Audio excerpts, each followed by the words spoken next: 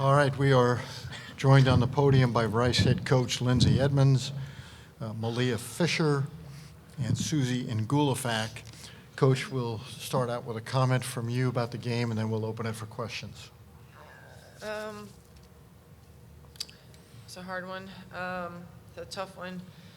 Emotions are obviously very high, but we unfortunately just didn't get off to the start that we needed to get off to in the championship game.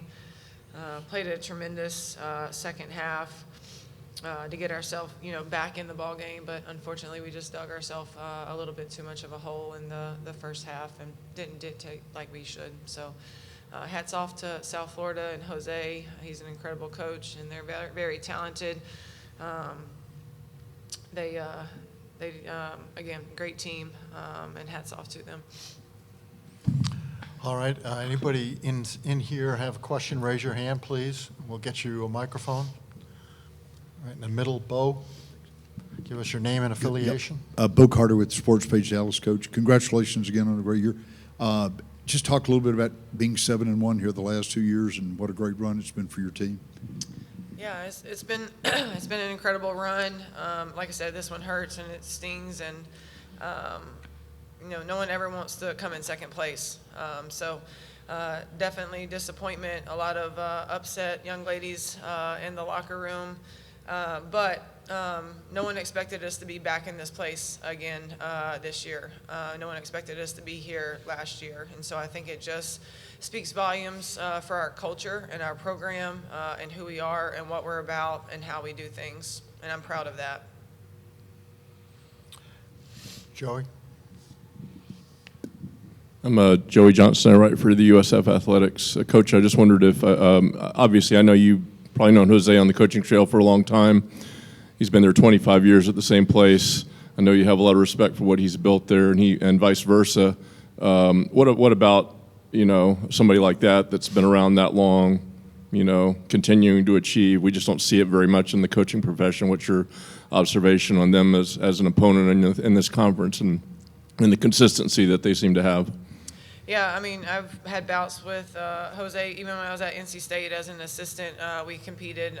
We played in the NCAA against them and regular season and all the things. So he does a great job recruiting. He gets players that fit into his system. He has, a very intricate offensive system that in one day of prep, we didn't do that great of a job of being prepared for it. But again, I think it's just finding pieces that fit into his system, and he knows how to win because he's been in these situations a lot of times. So again, hats off to him. Anyone else internally in the back?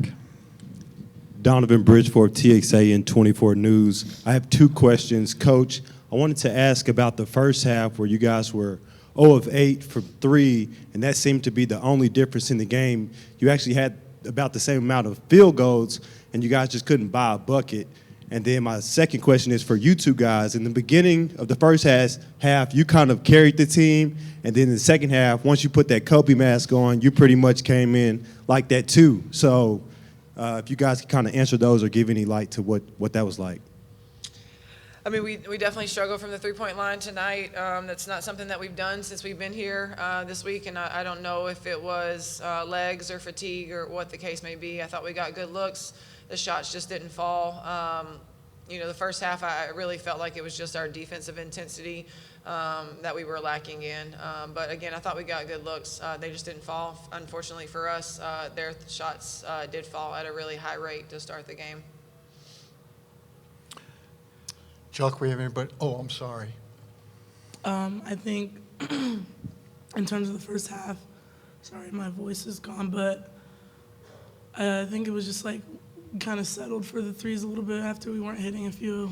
We just didn't make the adjustment a little earlier, and then like Coach said, they were hitting shots, and our defensive intensity didn't really pick up till the second half, and which we won the half, but we had to find the fight a little earlier. I mean, I would say I took a good elbow to the nose, so I missed a lot of the first half. But when I came back, obviously I saw that we were down, so my mindset was just, try to do everything I can for my team to get back in the game, and unfortunately we came up short. Up front here again. Coach, what you've done in the last 2 years so hard to do. I mean, winning 4 games in 4 days, you almost did it 2 years in a row. Could you speak to kind of the foundation that was laid here? I know you hope to build on it for the future, but you know, just in the expectations that you have as a really dangerous team in the postseason now. I mean, I just think we are a team that is tough. I think we're a team that plays together. I think we hold our culture at a very high standard, and we want to always put our best foot forward and impose our will. And I feel like the last 3 days we have done that. Today, unfortunately, we just didn't do that. But our foundation, we've been laying it ever since I got here, and brick by brick, and it hasn't happened overnight. But here we are being in back-to-back, championship games. And so I think the future is very bright. It's going to be hard to see these 5 seniors go and see what the future is going to look like without them, but I'm also excited for the future. Chuck, we have anybody on Zoom? We do. We can go to Matthew Bartlett, please. Lindsay, when you look back at this season, how do you categorize it from success to where y'all wanted to be? Obviously, kind of a 9 seed, made it to the championship game and came up short. How do you kind of piece that together? I mean, from the whole season, I mean, obviously, I think it's no secret we didn't have the overall season that we wanted to have, from the expectations of where we finished last season to how we wanted to start the season, how we wanted to start the conference play. But I think, again, it just matters of how much this team bought into we are here, and it's the 3rd season of our conference, or of our regular season, and so now it's 0-0, and the best team will win, and we came out trying to do whatever it took to keep playing and to continue playing, and it just goes to the grittiness and the toughness of our team. We let the losses fall away from January and February. We weren't worried about those. We were just worried about the present. We were where our feet were, and we were trying to be the best Rice women's basketball team that we could be. And then one more for Malia and Susie. What are y'all going to remember about this team and this run this year? I mean, the locker room is definitely something you're always going to remember. It's all intangible memories that I'm going to take with me. We have a championship behind our belt, and a lot of teams can't even say that. And we've been there twice, and most teams can't even say that. So probably this run for sure. I think the biggest thing is, like she said, the locker room, the relationships.